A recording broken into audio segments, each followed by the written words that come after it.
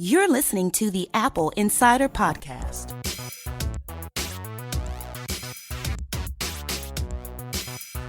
Welcome to this, your Apple Insider Podcast. I'm your host, Victor, and joining me is the wisdom of William Gallagher. Not the rest of me, just the wisdom. So it's a very small appearance this week. Yeah. We will take what we can get. Okay. Yes, we will. Now, I want to go ahead and remind everyone at the outset that first of all, we love your feedback. Please go ahead and email victor@appleinsider.com or william@appleinsider.com. Find us on Twitter. We enjoy hearing from you. Also, I need to remind you that the Apple battery replacement program that was priced at $29 is coming to a close.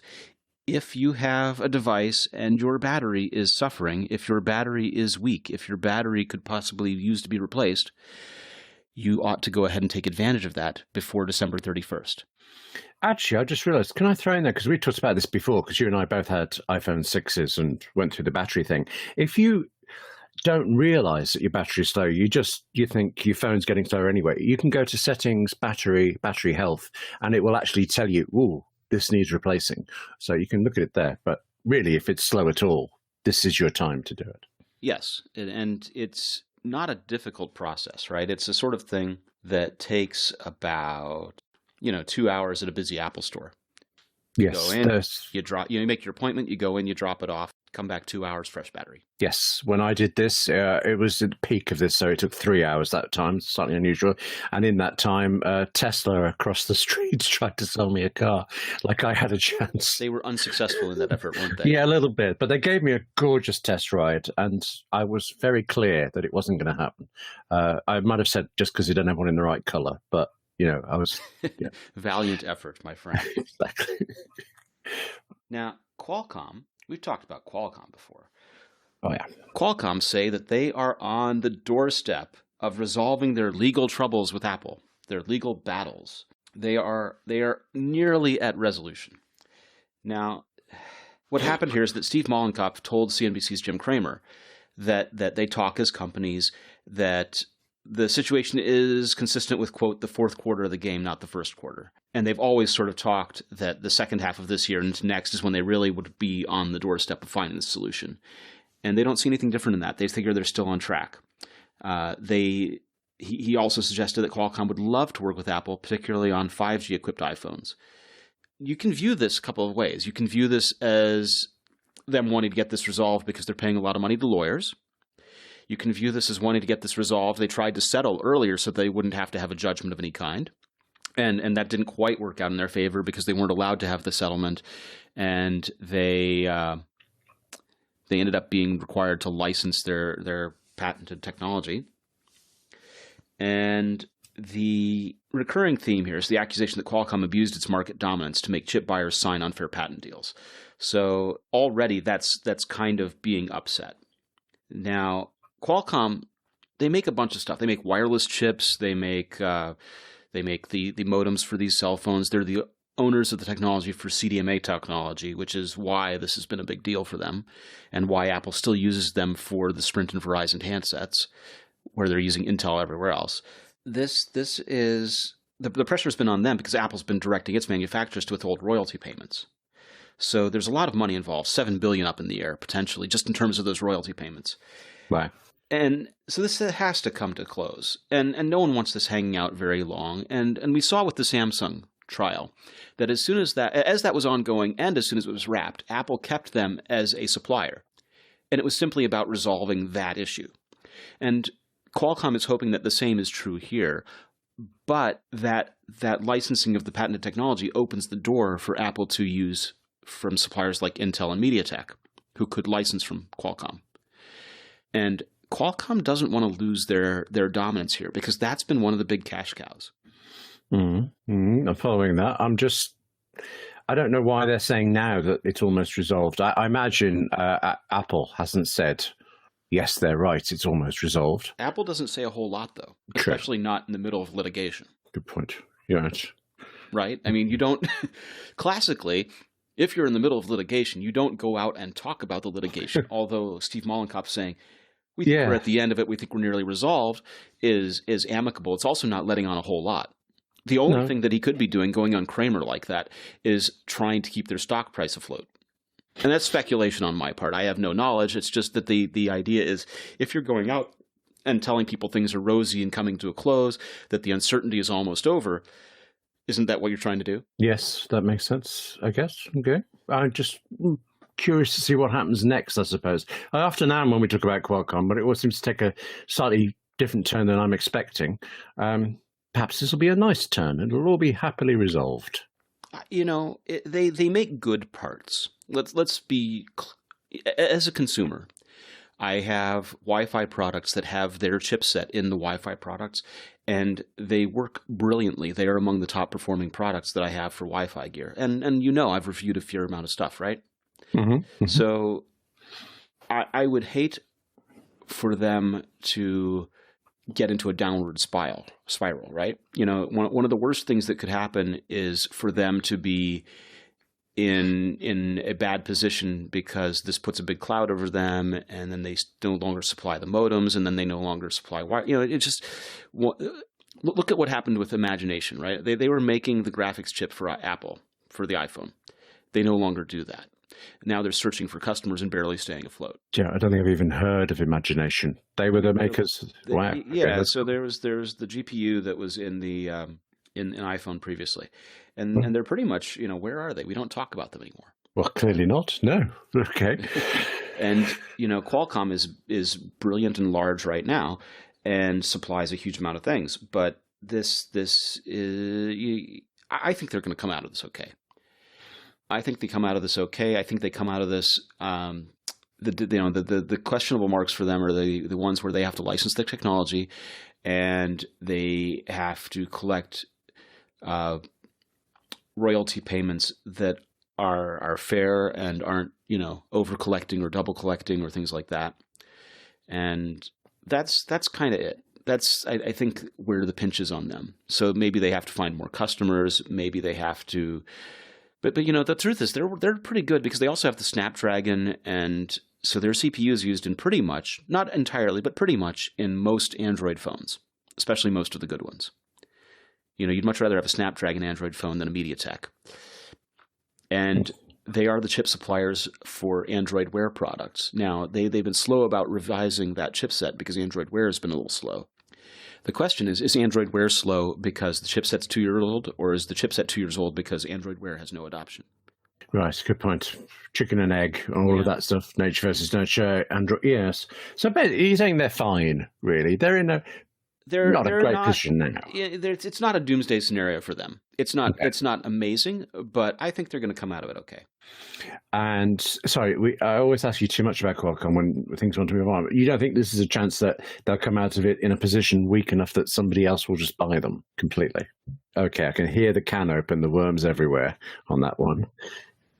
The number of people that can buy them are rather small. Well, I know I couldn't, for example. So I see your point, yes. With the spare change you found in your couch cushions, yeah? Yeah, well, I'm saving, but, right. So what we know is, remember that last time we talked about them, that Apple was hiring for wireless engineers in San Diego near their headquarters. Yeah, oh, yes, I remember that. Okay. In the meantime, also in this landscape of things, Amazon has started making their own ARM chip for cloud purposes. Currently, Amazon, one of their businesses is AWS, where they run the cloud for pretty much half the internet. Yes. Right? When Amazon's cloud goes down, half the internet literally goes offline. Yes. Staggeringly so, yes. Yes, and it's because they have a giant farm of servers where they can spin up instances on demand, and it works great. You don't have to maintain your own server farm as a company. It's an awesome deal. Well, they got tired of waiting around for someone to make an ARM processor that would be good for servers for them, so they've started making their own. Okay, that seems like quite a big step to make. It is. But where was this? I was talking with people that I knew about ARM in the cloud as cloud services a couple of years ago, and nothing came of it. And Amazon must have felt the same way and said nothing came of it. And so now they're doing it. And my thought is, this is a business line that Qualcomm either should have looked at or did look at and turned down. And one reason is, if you look at this, who are your competitors? Your competitors are Intel and AMD. Well, those guys are old and slow and haven't gotten around to doing anything with ARM useful anyway. They missed the boat on mobile. Now they're missing the boat on cloud. The other thing is, who else are your customers? Well, Amazon is half the internet. What about the other half? Right. Okay. Could you sell to Microsoft to run Azure? I guess you could. Who else? Isn't Google in third place or something? Something like that, yeah, cloud computing. Yeah. So that's kind of your market. And is that a good market to get into? Well, they've already got Snapdragon. They already know how to make it as an octo-core or a deca-core or God knows what. So they should be able to do something to spin it up. The question is, have they or will they? And it's a question mark for me. I don't see them doing it, but I think if they were fast followers, they could see that Amazon's taken the first step and that they should go ahead and turn that on and, sell into Microsoft, sell into Google, and potentially sell into Amazon and say, look, we know you made your own chip. Why not talk to us for the second gen? That makes sense. They should do that. Okay. And the question is, where is NVIDIA in all this? Why is AMD not doing this stuff? And the answer is those guys were paying so much attention to Bitcoin mining, to crypto mining, that they totally neglected their traditional graphics market and totally neglected the possibility of doing other things. They were looking at machine learning and crypto mining, and that's cool. But what if you used the GPU chips for other things? What if you went ahead and made these light, fast servers? So they didn't really think about that as a space. And now they're suffering for it. They recognized that, all our profits and stuff, well, crypto mining's kind of gone by the wayside because Bitcoin dipped below $3,600 the other day. They have a problem. I like the fact that these giant, incredibly successful, multi-billion-dollar companies have the same problem I do of being attracted by like a shiny penny to something new and going off and doing other things. It's kind of humanizing. Well, I mean, when the money's flowing in, days are great, right? They get all the money rolling in because all the people are buying to build mining rigs. And then that it turns off, and they didn't predict it turn off, and they didn't really have a plan for what would happen when it turned off. They just kind of expected the money to keep rolling in. Right. Again, sounds a bit like me, although on a rather smaller scale. Okay. Right. So, my phone, which, by the way, is now resting on a key charger. Yes, I had a birthday recently. Okay. All right. I'll get to key charger in a moment because I want to talk about something else here. Sure. We were talking about servers in the cloud, and obviously when Amazon goes down, they have incident response. They are on it, right? The worst failing that they ever had was when half the internet was down for about 6 hours, Right. which was catastrophic, and I'm sure their hair was on fire for it. You're having computing problems and have been for some time now, and we think we finally diagnosed it, right? Yes, I need to fix my iMac. It boils down to that. Not the only problems I've had. Well, a little bit more detailed than that, right? It's your hard drive, isn't it? Yes, and I find the iMac that's wrapped around it is the bit I like. So, yes. Spinning hard drives are kind of a wonder. We talk about how any kind of sufficiently advanced technology is basically the equivalent of magic, is the old Isaac Asimov quote, more or less. The idea that you could take 5, 10 platters, coat them take them as glass platters, coat them with magnetic material, and then have 10 arms flying back and forth across these platters with an air gap the width of a human hair. Yes. Okay. And you're going to trust all of your data to this. You're going to trust your livelihood to this. Isn't that amazing and absurd at the same time? Yeah, I'll go along with that. I mean, previously I trusted it all to paper and one copy of it all, so that was a bit flimsy too. Yeah. But arms flying across spinning platters with an air gap of the width of human hair, and it's all of your livelihood and all of your data, and it's absurd. It's a mechanical marvel, and it's absurd, and they fail. So the question is, what do you do when you have a failure? Any chance you've got the answer? Because at the moment I was having a lovely time, and now I'm getting really worried and slightly weepy about all this. Yes. Okay. Well, so the thing is that when you have a failure, how do you respond? Because that's really what matters. These kinds of things are inevitable. When you have the hard drive head flying at the air gap of a human hair, it's going to crash at some point, especially in a mobile device, but although we've mostly gone to SSD there. But in your iMac, a bump on the table actually has an impact on the hard drive. There's a video online on YouTube of a fellow shouting at a hard drive, and you can see the data errors take place just from the vibration of his shouts. Okay. Because the hard drive head bumps into the platter. Right. Okay. Causes a data error. It's inevitable. And all of this comes down to how you respond in the event of an incident. If you're doing a company, if you're at a company and you're a 5-person startup or a 30-person or a 100-person or even a 2,000, how you respond in incidents is how you recover. And it requires complex coordination between operations and software development teams. Getting alerts immediately is critical when an incident occurs, and that's why there's OpsGenie by Atlassian. OpsGenie empowers dev and ops teams to plan for service disruptions and stay in control during incidents. Gives teams the power to respond quickly and efficiently at unplanned issues, helps to notify the right people through a smart combination of scheduling and escalation paths that take into account things like time zones and holidays. Allows for deep flexibility in how, when, and where alerts are deployed, supported by over 200 integrations like Jira, Amazon CloudWatch, Datadog, New Relic, and more. And it tracks all activity and provides useful insights to improve future incident responses. With OpsGenie, your next incident doesn't stand a chance. Visit opsgenie.com to sign up to get a free company account and add up to 5 team members. That's opsgenie.com. Never miss a critical alert again with OpsGenie. Now, you mentioned that you are charging your phone in a new way. Yes. So first of all, happy birthday to you. Thank you. It's Second of all, 21. Yes. Tell us what you bought yourself. Myself, wait a minute. I'm not sure you know how birthdays work. Or are you just unpopular?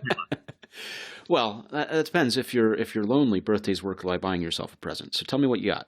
Okay, well, I did buy myself a HomePod. That was me. But I was given an Anker key. Do you pronounce it key? The QI charger. Key charger. Qi charger, which is on my desk now. And if I do this, there is my phone. It should have made a bleep, but I've got it on stun, haven't I? So, of course, it didn't make a sound. Yes, and it just sits there and charges away. I must admit, I was asking you about advice for it because the first time I tried it, I actually found my Apple case going really hot. And I don't know why that was, since in a couple of days since it hasn't. But then also, do I leave it on charge all the time? There's so many possibilities. This is really a third world problem here, but do I leave it charging all day? First world problem. First world problem. Okay. I was more empathetic than you, but you were accurate. Yes. Okay. So the heat. Right. Heat is energy. Yeah. Yes. And so when you are charging, you are putting energy into the thing. And if there is energy that it can't use to store the battery, where's that energy go? Okay. Into my hand. It dissipates as heat. Okay. And so you are supplying power. And this is true of lots of different sort of electrical situations. But if you're applying power and you've got more going in, and it can't use it, it has to go somewhere. It's not lost. It has to go somewhere. So it dissipates as heat. And when you're charging with your pad, your case got hot because the battery inside your phone got hot. Okay. I don't understand why that would happen the first time I tried it and not the second. You were fast. It was in different rooms. You were fast charging the first time. The second time, you weren't necessarily fast charging, or it was in different rooms, and the ambient temperatures were different. All kinds of variables here. But there's a charge controller inside the iPhone, and the charge controller regulates how quick or how slow the battery charges. It tries to level the cells. It tries to basically protect the battery. Right. And so that's why you'll see this. The case itself wasn't getting hot. It was that the battery was getting hot, and you were experiencing that dissipating through the case. The other thing that you mentioned was, do you leave it on the charger all the time? Yes, that's what I've been wondering, because the charger's on my desk. I'm at my desk most of the day. I like the idea of always knowing my phone is, charged when I get up to leave.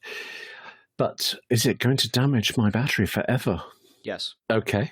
So what does one do about this? Here's what happens, is that when you're at 100%, you're not actually at 100%.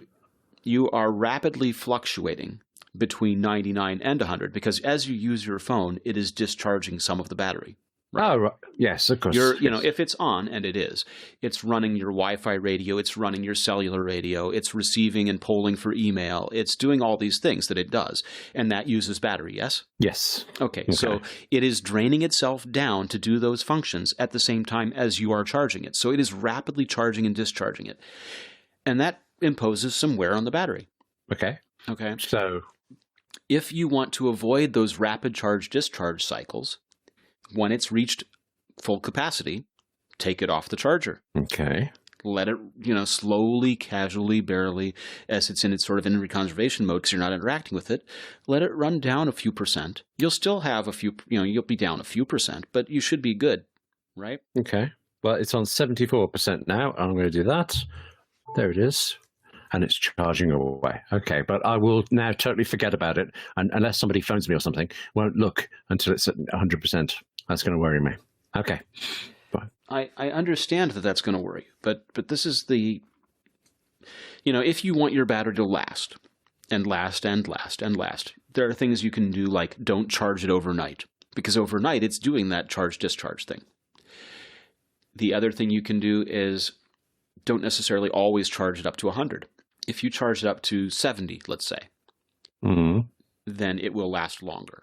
Well, in one sense, but although I'm very pleased with the battery here. It won't be there when you needed it during the course of the day.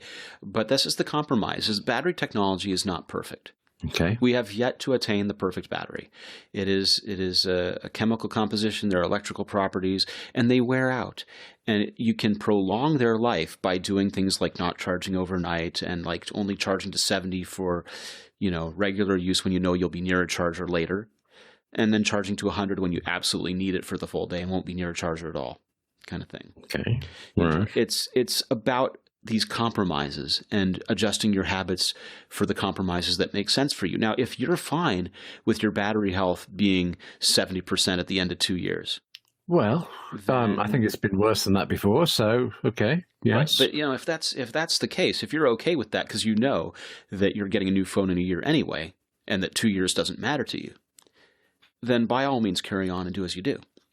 Right, that does seem a bit irresponsible in a way, but okay. Yes, I see the logic again. It's interesting, the combination of technical issues and human nature, my inability to concentrate on the fact that I need to take it off, my possible desire to change earlier than I really need. It's the complex interplay here, It is. And, these are things that you have to decide for yourself. I can't advise you on. But all I can tell you is that wireless charging, as convenient as it is the compromise that it can tend to wear out your battery faster than using wired charging. Okay. Right. Because of that, leaving it on and having it cycling between 99 and 100. But you said about that happening overnight, and unthinkingly, I was assuming the fact that I charge overnight on a wired thing. If I continue doing that wired, then I'm fine. If I do it on this charger overnight, no. If you do it overnight wired, you're bad too. Okay, less bad though. Are there degrees of badness to which I should be attaining? Probably the same amount of naughtiness. Okay, right. I've long given up on good, so it's important to be clear where we stand. Okay. There is a great benefit to waking up to a fully charged phone. I get it. But yes. if your phone is in Do Not Disturb and you don't have a whole lot doing, you should have battery in the morning. It'd be interesting to see how that actually works out. Go ahead and check on that and see how you do. Right. And if it doesn't work out, then I'm stuffed for the day. Then so accept the compromise. But you're not entirely stuffed. You have chargers during the day. Like you said, you leave it on your desk. Yes, so, but tomorrow I'm not at my desk, for example. And so I feel as it is your idea, you should do this science experiment and report back to me. And I'll just trust you completely on the results. Well, so what I have done is I have, when I travel, I use a different phone that has USB-C fast charging.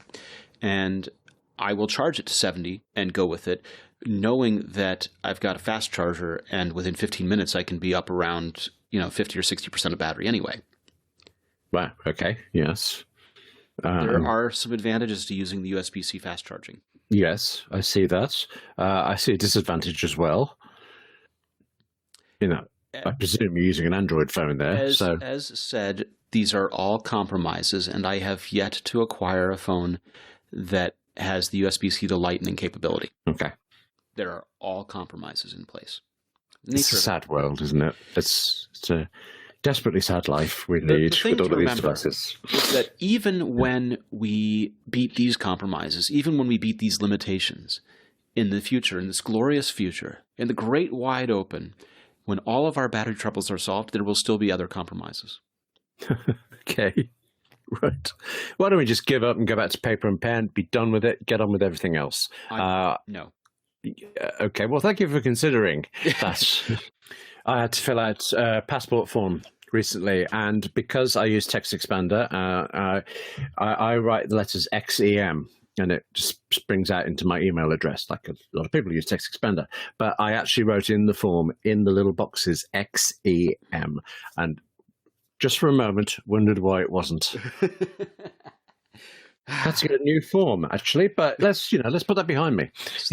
Well, but here's the thing: is that forms are kind of antiquated too, right? You go online, and I downloaded my passport renewal form, which I need to send off, by the way, and it's a PDF, and you now have to take this PDF and try and fill out the PDF. This is so antiquated. There are, here's a PDF. Go and try and fill out the PDF in your browser. Oh, come on. Give me a break. What year is it that I can't fill out a web form and have it populate your lousy PDF if you really needed to, kind of thing? This is nuts. Yes, I couldn't. Could I agree more? Yes, but only just. It's very difficult, broadly speaking. Only barely. So let's. I want to talk another minute. We're running out of time here because I know you have to go. Thank you. Google Fi. Google has this service in America called Project Fi. It was called Project Fi. As of yesterday, it's now Google Fi, which means A, it's no longer a project. It's now something Google tends to support long term, which is good as opposed to Google Fiber, which now has been relegated to being just a small program under access that they're not expanding anymore. So Google Fi is their wireless internet access and cell phone service. It's MVNO, which is a mobile virtual network operator. Basically what they do is they license spectrum. They license to be able to use the towers from Sprint and T-Mobile, which is convenient, especially since Sprint and T-Mobile are trying to merge. And what they were doing is they required you to use a Google Nexus phone or a Google Pixel phone. And when you used a Project Fi SIM card, they would rapidly switch between Sprint and T-Mobile cell towers seamlessly as needed to keep calls going. So if you were in a weak T-Mobile area, they'd switch over to Sprint and vice versa. And you were required to use their phone for that purpose and for that functionality, and also to activate the SIM. You could not activate the SIM without doing it in that phone.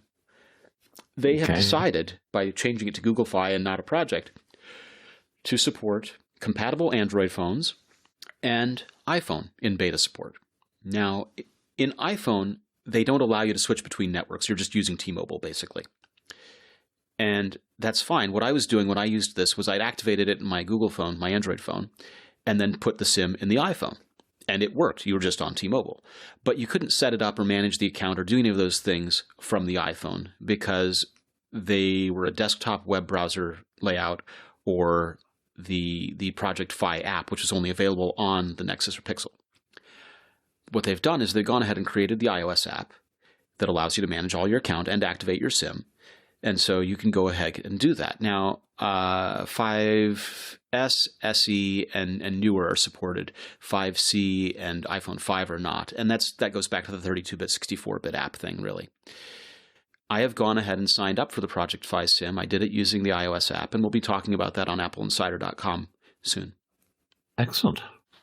Their deal is that they allow you to roam internationally for the same prices as you do at home. Use your data internationally, same prices as at home.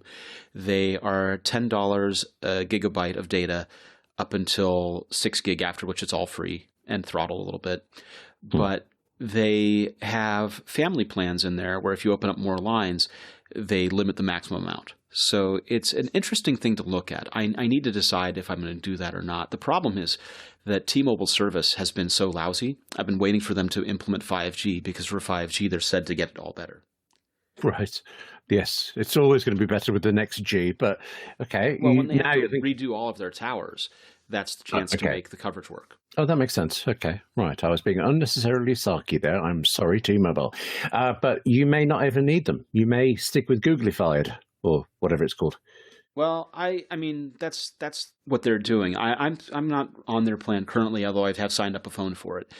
I think that Google Fi, because they're using T-Mobile's towers, will benefit from T-Mobile upgrading like that. Okay, so rising tide, everybody wins. That's what it is. All right. Another thing we need to talk about here is that DriveSavers, data recovery firm, has sold a passcode lockout recovery service for customers.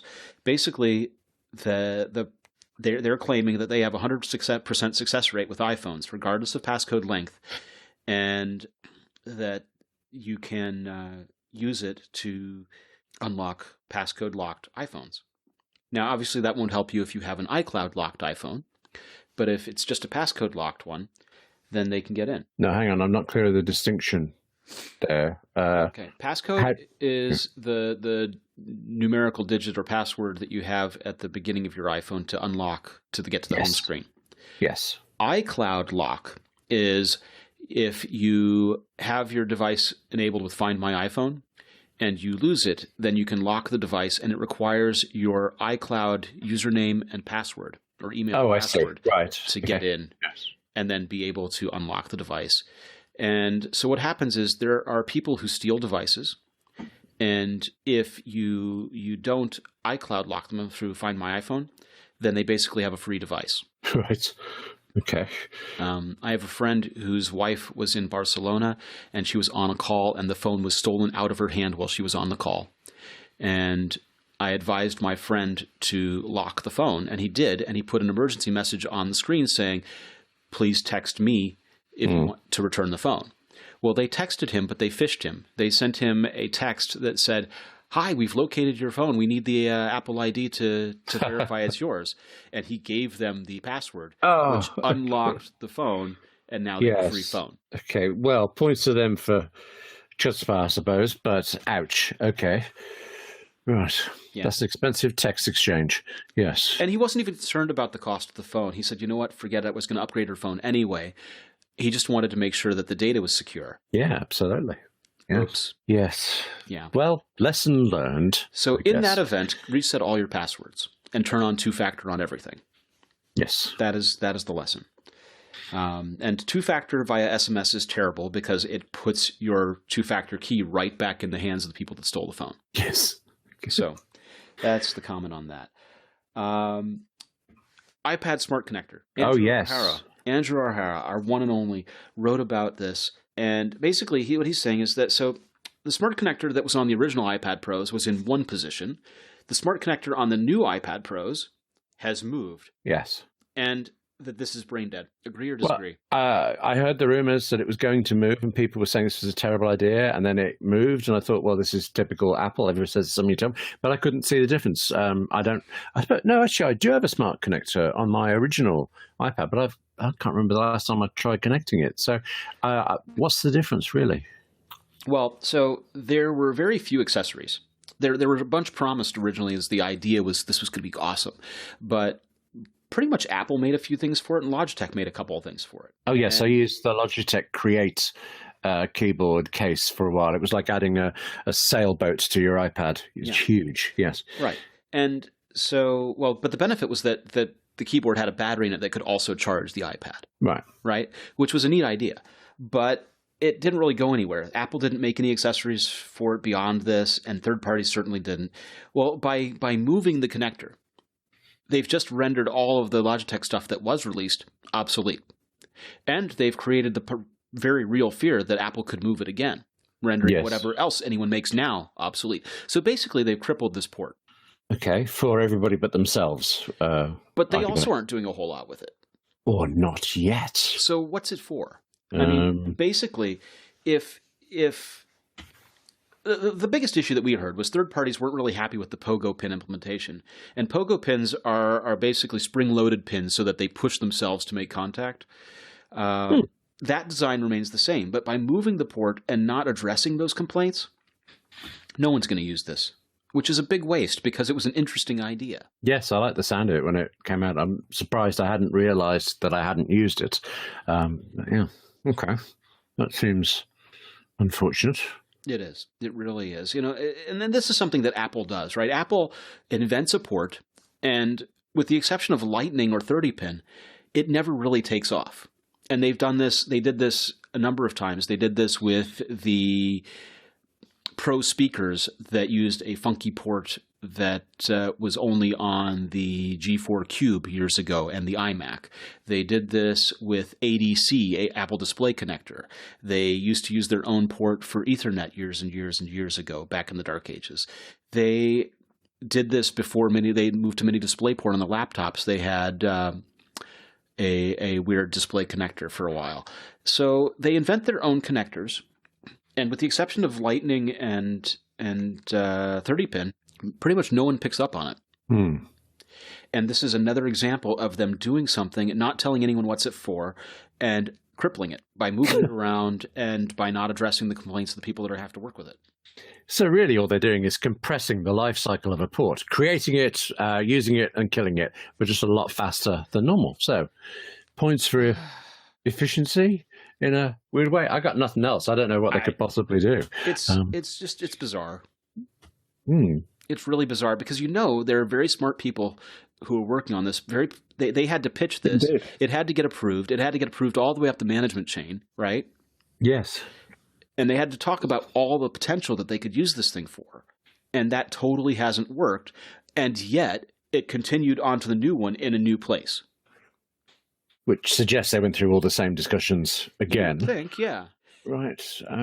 I would hope then that there's an episode we're missing. There's something we don't know yet that will make it work. But we had Ken Kashend on here talking about creative selection and how there was a very evolutionary process for things to live or die at Apple. Things had to be challenged and stand on their own. How has this stood? Well, again, only presumably by something we don't know, except this is the second generation of it not doing something, or at least so far. So I don't know. Well, that's all the time I have this week. That's all the time you have this week. Let's get you out of here. Yes. Where can people find you on the internet? I'm on Twitter as W Gallagher, and you can also email me as william@appleinsider.com. I'm VMarks on Twitter. Thank you so much for joining us. We will be back next week. Send William your email. Send me your email. We will address your questions. We are thinking about how to make this more interactive. We like you guys. We will see you back next week.